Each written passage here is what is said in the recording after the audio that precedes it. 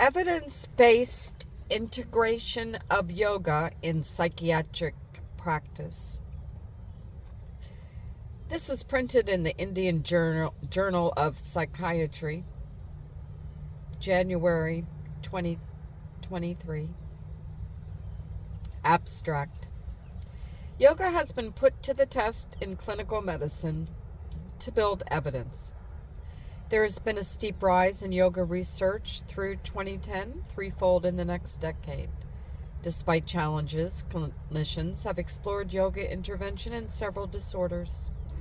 The available data have been examined using meta-analysis when there are more studies. Psychiatric disorders treated with yoga have attracted more research. Some examples, including depression, schizophrenia, anxiety, obsessive-compulsive disorder, somatoform pain, addiction, mild cognitive impairment, and elderly and childhood disorders. Current manuscript focus on highlighting the major steps towards generating evidence that have led to integration of yoga into psychiatry practice. It also discusses various challenges and the way forward. Introduction. Yoga has been gaining popularity ever since the declaration of the International Day of Yoga by the United Nations in 2015. This declaration was preceded by a steep rise in yoga research through 2010, threefold in the next decade. PubMed annually recorded 640 articles from 2017 to 2021 against 180 earlier, from 2007 to 2011. A search for the term yoga therapy too yielded a similar rise after 2010, though not as steep. The application value of yoga in health is the net benefit of the health to the health sector. The recent COVID pandemic witnessed such effect of employing yoga in public health. Textbooks have come up for reference work illustrating yoga's role in clinical medicine. The National Medical Commission has also allowed an elective posting in Indian systems of medicine, including yoga during internship. Clinicians, however, continue to express the caution to remain objective and demand evidence for the application of yoga for therapy. This yoga has been put to test in clinical medicine to build evidence. There, however, are challenges. For example, blinding is one such challenge. There is also no placebo that is appropriate in clinical yoga research. And the other aspect is difficulty in randomization. People seeking help in traditional yoga centers, hospitals, accept it with faith and may not think it needs research. Likewise, in modern hospitals, patients may not expect that yoga as a service exists and is under research. Despite these challenges, clinicians have explored yoga intervention in several disorders. The available data have been examined using meta-analysis when there are more studies. Psychiatric disorders treated with yoga have attracted research. Some examples include depression, schizophrenia, anxiety, obsessive-compulsive disorder, somatoform pain, addiction, mild cognitive impairment, and elderly and childhood disorders. Depression is among the most widely studied condition. In the meta-analysis, Kramer reported that yoga offers better benefits for depression as compared to treatment as usual, relaxation, or aerobic exercise. In these analyzed studies, yoga was an add-on treatment. Yoga alone, too, produced significant benefits and was even comparable to standard treatment for depression. A similar finding was also earlier reported in a randomized controlled trial comparing yoga along with imipramine and electroconvulsive therapy. ECT produced the best results. Both yoga and imipramine produced comparable improvements. In a more recent study, but not an RCT, yoga alone produced significant benefits in depression. One of the treatment guidelines has included yoga as an add-on treatment for depression. A couple of meta-analyses examining yoga and anxiety disorders found positive effects, although of small magnitude. Treatment of post-traumatic stress disorder includes attention control and yoga. A meta-analysis demonstrated the superiority of yoga. The comparable benefit of yoga over no treatment was strong. The effect size was close to 1, favoring yoga in that comparison. The yoga breathing technique as an intervention in the tsunami disaster also helped reduce PTSD symptoms. The therapeutic effect of yoga on OCD was examined in a case series and then subsequently in randomized clinical trial. The study had 20 patients in the yoga group and 22 in the control. Yoga was an add-on intervention over ongoing drug treatment for 4 weeks. The addition of yoga produced a nearly 30% reduction in obsession symptom scores. The reduction in the group that did not receive yoga was marginal. The difference favored yoga addition in OCD. In earlier studies, Shanoff, Khalsa, and others demonstrated the benefits of Kundalini yoga in OCD. Schizophrenia outpatients on maintenance antipsychotic medicines continue to have some residual negative symptoms. There are also associated functional and some cognitive deficits in these patients. Independent studies have demonstrated the benefits of yoga over exercise and weightlifting. Yoga reduced negative symptoms, improved social cognition, and also improved social functioning. One of the treatment guidelines in 2014 included yoga as an add-on treatment in the management of psychosis. Subjects undergoing detoxification for alcohol dependence in the wards were offered Sudarshan Kriya with conventional treatment or the latter alone without yoga. The addition of yoga was significantly beneficial. More recently, yoga was provided to patients with opiate dependence. The patients obtained benefits with respect to improvement in the quality of life and reduction in withdrawal symptoms following yoga interventions. Somatoform pain disorder is another condition where yoga has proven useful. Patients lose symptoms following yoga. Yoga has produced improvements in cognitive function in elderly subjects who have symptoms of mild cognitive impairment. This was a randomized trial compared to waitlisted group. Similar benefits of yoga have been recorded in other measures when offered to elderly subjects. In children with autism, adding yoga practice reduces symptoms. Yoga also reduced symptoms of attention deficit hyperactivity disorder in patients. However, this was not a comparison trial. These studies are conducted on patients reaching treatment centers, except in the study of the elderly. Apart from these, yoga effects on several mental states such as memory, dysphoria, attention, and sleep have been documented in a healthy population. Clinicians, however, accept study results in clinical populations for application. Even better if such effects can be documented from the inpatients. Clinical trials versus case series. Case reports alone suggesting a therapeutic effect of an intervention can merely hint at a possibility of application. Case series documenting the beneficial effects of an intervention in a diagnostic group would have a better weight. Though the evidence may encourage others to use the intervention, the same will not get an official sanction. Clinical trials strengthen the evidence for or against its use. Clinical trials in yoga therapy. Although this oration is not the place to provide the details of the trials methods, it's clear that barring double-blind trials, other methods have been used in yoga research, albeit with challenges. Randomized versus non-randomized. Yoga, by way of its long-term public use, has not been questioned. The naive public may even be surprised that it's now being tested for its efficacy in a given condition. Those approaching yoga centers for expecting benefits from yoga for their condition may not be clinically diagnosable. In contrast, patients reaching modern medicine service centers may not expect competency in yoga therapy in these centers. At the same time, their preference may be for modern medicine. Randomization of patient subjects at yoga and other group or informed consent are the challenges. The studies hence could be on self-selected subjects or pre-post comparison or crossover ones. The limitation of all three are known. The wait-listed control group may include a group that receives medicine alone or perhaps other usual treatments such as psychotherapies for mental disorders. Randomization.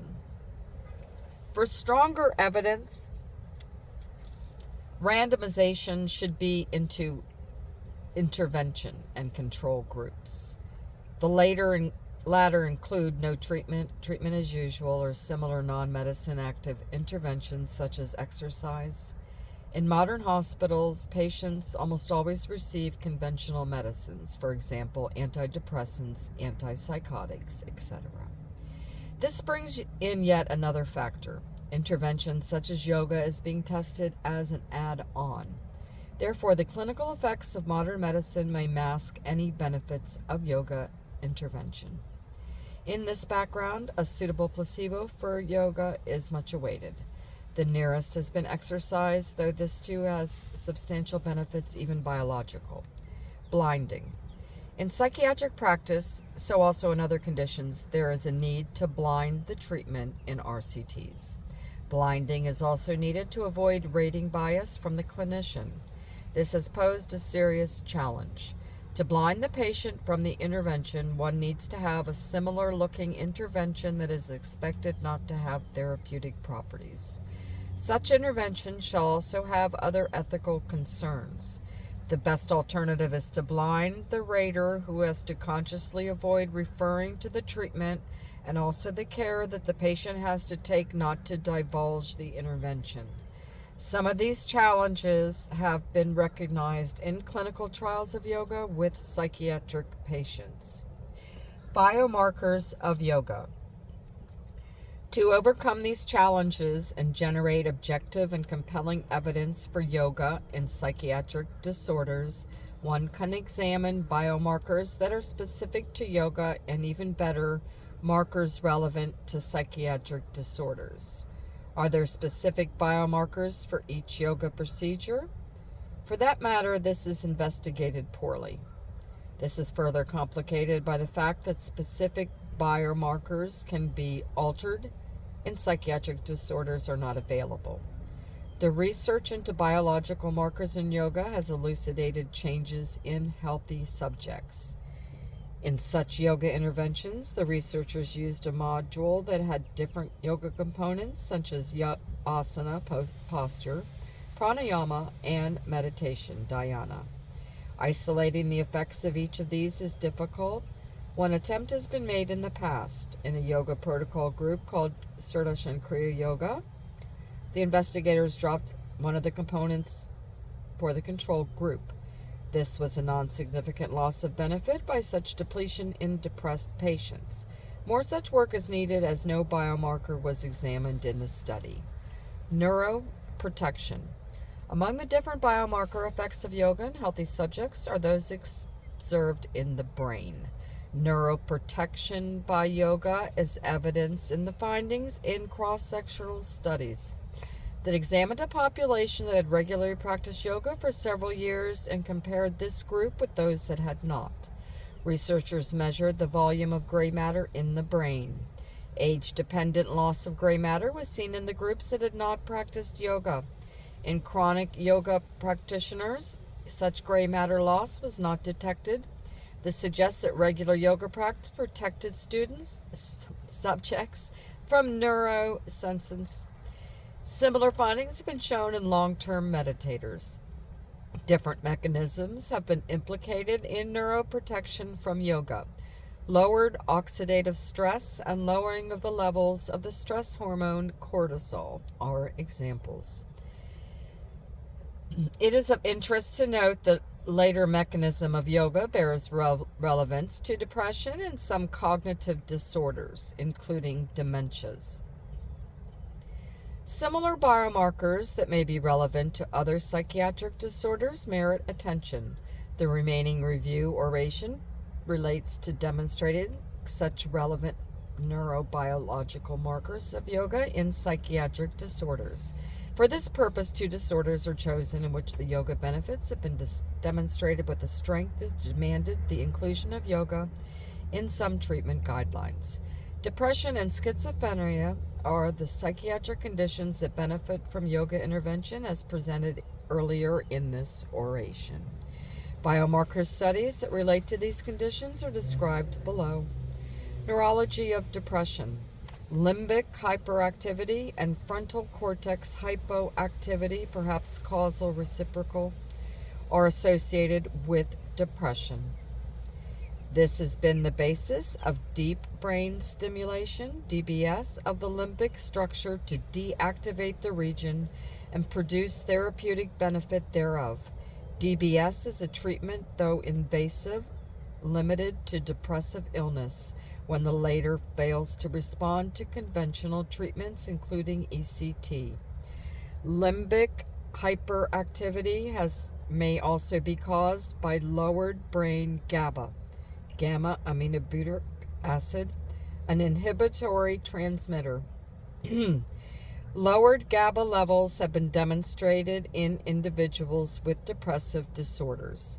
The limbic hyperactivity in depression was also associated with disinhibition of the hypothalamic pituitary adrenal HPA axis, as demonstrated by elevations of cortisol in these patients. It was also associated with resistance to suppression of exogenous dexamethasone. Brain-derived neurotropic factor, DBNF, is low in depression, perhaps as a consequence of elevated cortisol levels. BDNF levels are also mooted to be state-dependent and potentially diagnostic in depression. The net effect of these biological changes in depression is the associated loss of gray matter in selected regions of the brain in those who have chronic depression. Biomarkers of yoga in depression. The neuroprotective effects of yoga may also have these pathways when used as a treatment for depression. We have a lead, though not from research, on depression. One of the yoga practices, Om chanting, was associated with limbic deactivation in healthy subjects. The authors demonstrated that Om chanting, in comparison to the non-Om expiratory hiss, produce deactivation in certain brain structures, including the limbic system. Om chanting is a part of the most yoga modules used.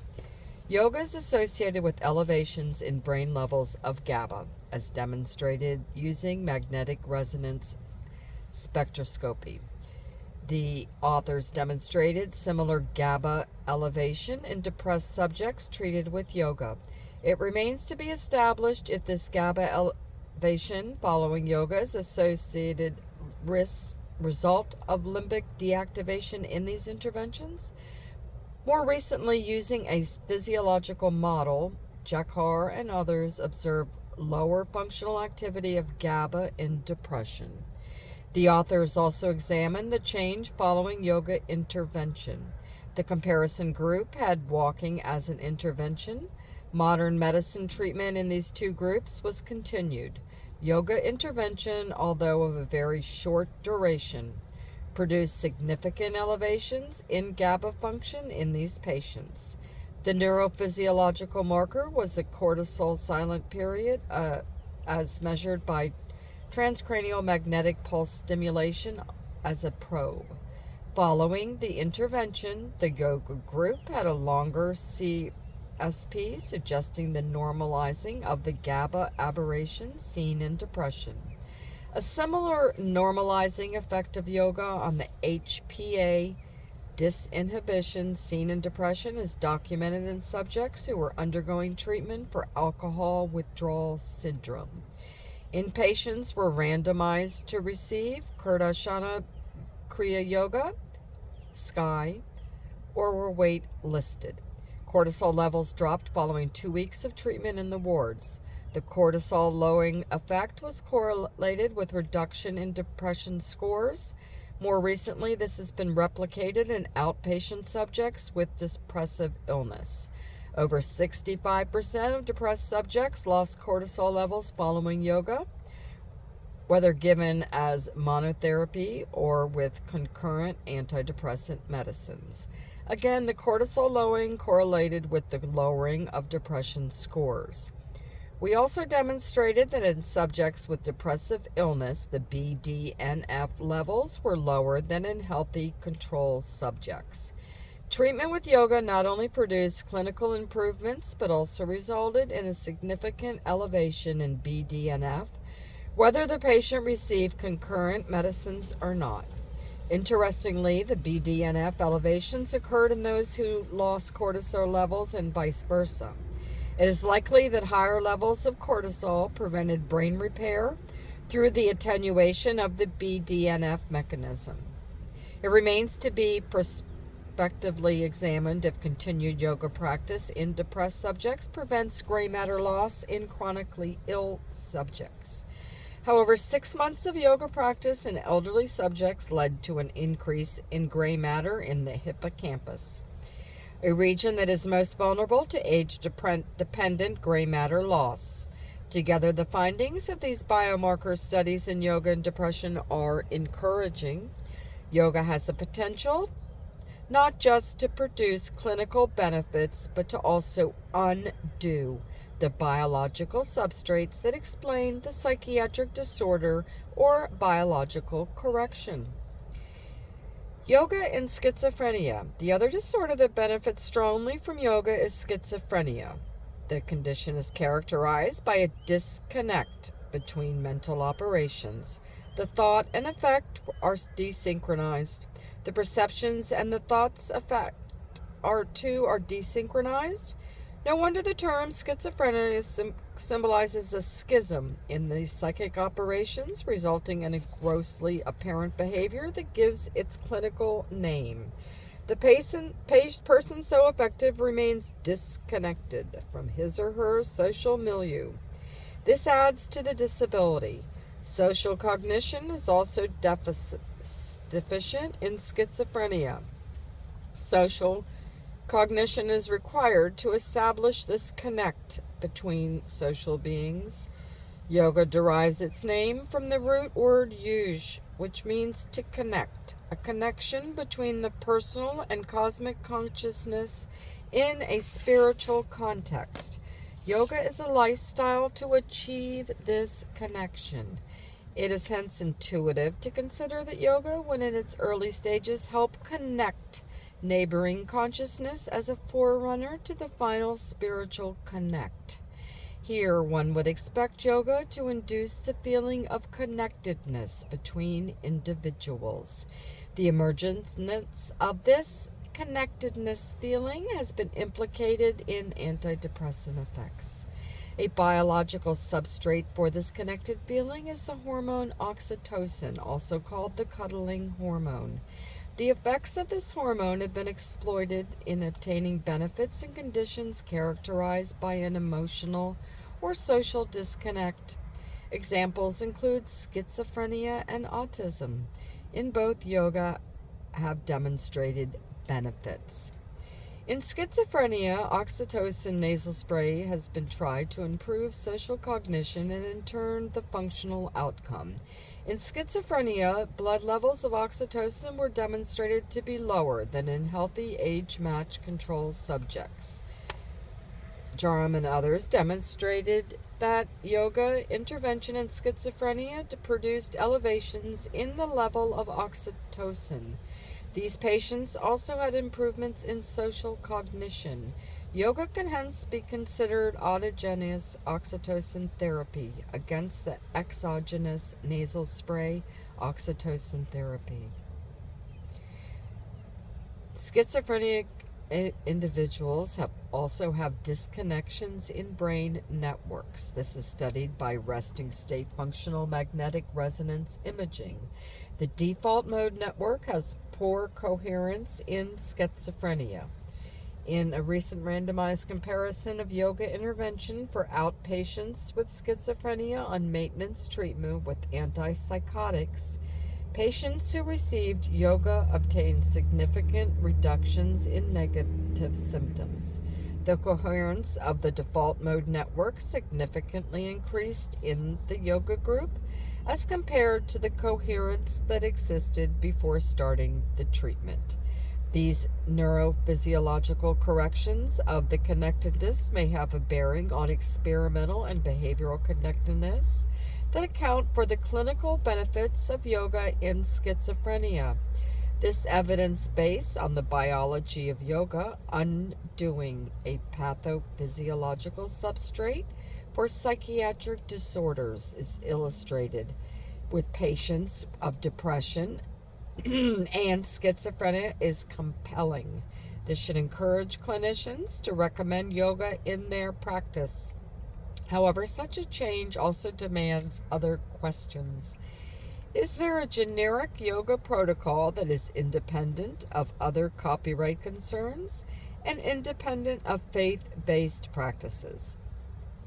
Are there standardized protocols for yoga for specific disorders? Are there any precautions or side effects that one should be concerned about when prescribing yoga to psychiatric patients? Many of these questions have been addressed in recent publications.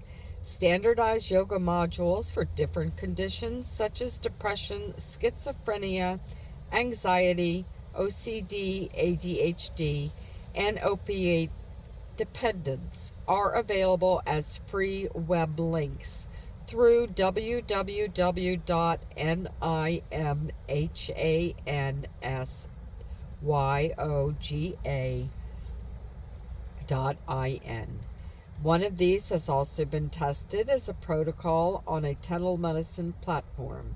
This teleyoga has been investigated for its effectiveness. It is time, hence, a yoga therapist becomes an integral part of the psychiatrist team, along with clinical psychologists and social workers. Future directions.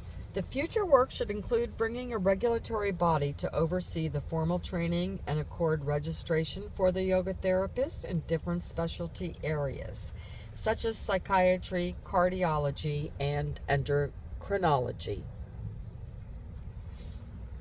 This can set the stage for insurance coverage of yoga therapy interventions in psychiatric diseases. There is also a need to build the human resource to take this load of clinical services. There is a need to generate interest among allopathic physicians in yoga. Legitimizing exposure to our systems, including yoga during an elective internship posting by the National Medical Commission, is a promising beginning. A recent news item about a national institute planning to bring a curriculum in yoga and Ayurveda into the MBBS education is another encouraging move. Medical practice should be inclusive and integrated to complement each other for best benefits to the needy. Yet another national institute has developed an integrative medicine department. This department's objective is to develop such integrated evidence-based treatment options and training of clinicians to create evidence-based scientific models of integrative medicine, especially in the field of psychiatry and neurology. In summary, the evidence base for integrating yoga and treating psychiatric disorders is increasing from different angles. This has paved the way for safe and effective use of yoga in current psychiatric practice. There is a need to have a yoga therapist as a part of a multidisciplinary team with psychiatrists. There were no conflicts of interest.